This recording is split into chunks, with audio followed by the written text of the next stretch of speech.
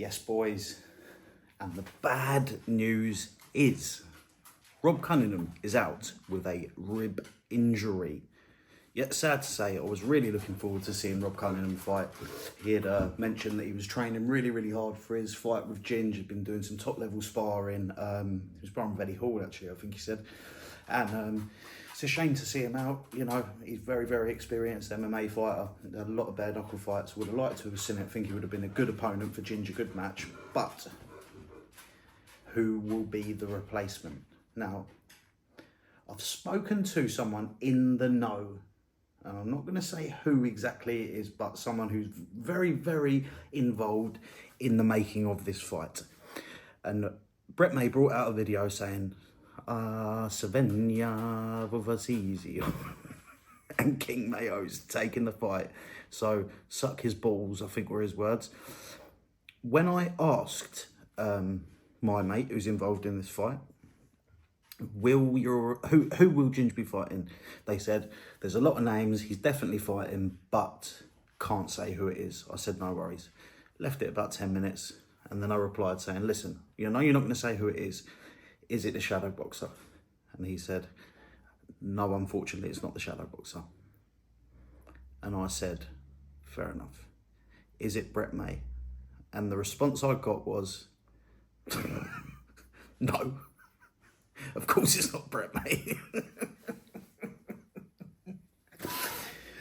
And I'm going to say that I lean to believe the person who's told me this rather than the video that Brett May brought out. Unfortunately, because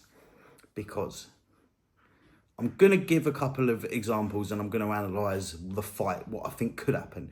If the shadow boxer got the fight, but they're not willing to work with the shadow boxer, due to what happened last time he went to the BKFC, there was a bit of trouble and all that. I think the shadow boxer would have a fairly good boxing match with Ginge. I think that shadow boxer can definitely box. I think Ginge wouldn't be able to rough him up too much on the inside and sort of overpower him, because Shadow has trained in Muay Thai and wrestling. I think Ginge would probably, just due to weight, I think Ginge would probably out-muscle him, but outbox him in the end, would beat him by power shots, you know. I think he'd grind him down and eventually stop him. I don't think, well, shadow boxer, if he did take the fight, he'd only have sort of 5 weeks to train, so he definitely wouldn't be fit enough to do the 5 rounds. I think Ginge would end up stopping him later on, just due to the power difference, because I don't think Shadow would want to fight as a natural heavyweight, and Ginge is a very big heavyweight. I think Shadow would be more like a medium-sized cruiserweight, you know. So that would be Shadow, but he could give him a run for his money, because he would actually box and he can move. He's got a jab, you know. He could distance. He can quite light on his feet. He's quite athletic. Brett May, like I said in my last video about the Mike Marshall situation, definitely more suited to the hay bales. I think if he was to fight Ginge, on the inside, as we saw against Rob Cunningham, he wasn't very good up close. Not that there's much to go by, but he really wasn't very good up close. He was sort of just trying to land wild hooks. There's a lot of grabbing, and people say it was cuddling. I could see what he was trying to do, but he just couldn't do it to Rob Cunningham because he's trained in MMA. Now, Ginge isn't, to my knowledge, trained in MMA or Muay Thai, so the clinch work would, it just, neither of them would get very far within it, I wouldn't have thought. And I think if it was after Brett May had his 30-second burst of windmills or whatever else, Ginge would probably just box him, I think, and probably stop him. And I think he'd probably stop him fairly early, because Brett doesn't look like he can box very well. Probably swing windmills for 30 seconds very successfully, but when you're against another big heavyweight who's very tough, like Ginge is, and if you look at some of the people that Ginge has fought, he's fought some big heavyweights who can actually box. Take that African guy, that fucking whatever he was, special forces or whatever from Sierra Leone. That guy could definitely box. He had another fight against a big ginger geezer who could definitely box. They're both heavyweights. So I think Ginge would probably stop Brett May pretty early, just by boxing him, probably jabbing him. You got no gloves on, so the jab would do a lot of damage.